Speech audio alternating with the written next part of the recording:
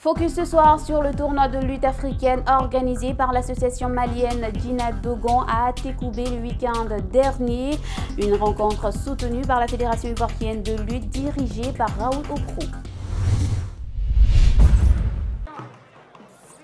C'était un avant-goût du spectacle qui va se dérouler le dimanche 21 février prochain au Palais des Sports de Treichville. La primeur de la session de lutte africaine qui y sera organisée nous a été donnée ce dimanche 21 février à l'école Jacob d'Atékoubé qui a refusé du monde.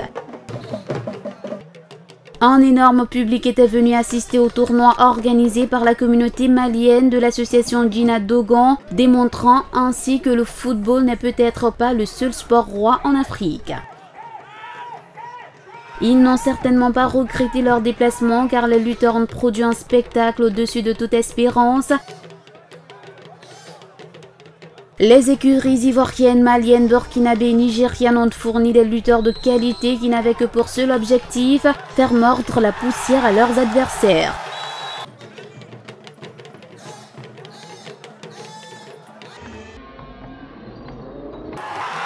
Les moins robustes se sont fait étaler, ceux de force égale se sont séparés par un match nul. Rappelons que le principe de la lutte africaine est de forcer son adversaire à toucher le sol de la tête, des fesses, du dos ou de lui faire prendre appui sur les 4 membres du corps.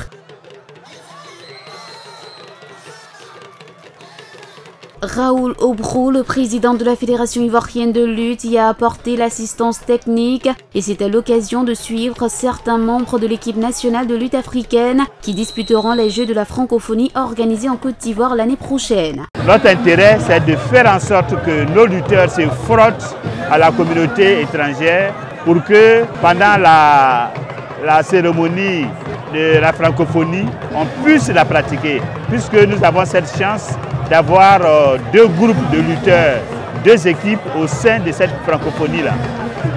Le groupe des lutteurs de la lutte olympique et le groupe des lutteurs africaines. Pour lui, la lutte ivoirienne reprend de l'embellie et des actions sont prévues à Abidjan et à l'intérieur du pays pour soutenir ce élan de renaissance de cette discipline.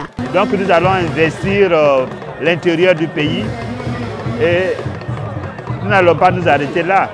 Nous allons également aller au niveau des militaires. Nous allons essayer d'envisager, rencontrer aussi les responsables de l'université pour que cette lutte-là puisse prendre l'ambiance un peu partout, à Abidjan, dans les autres villes et à l'intérieur.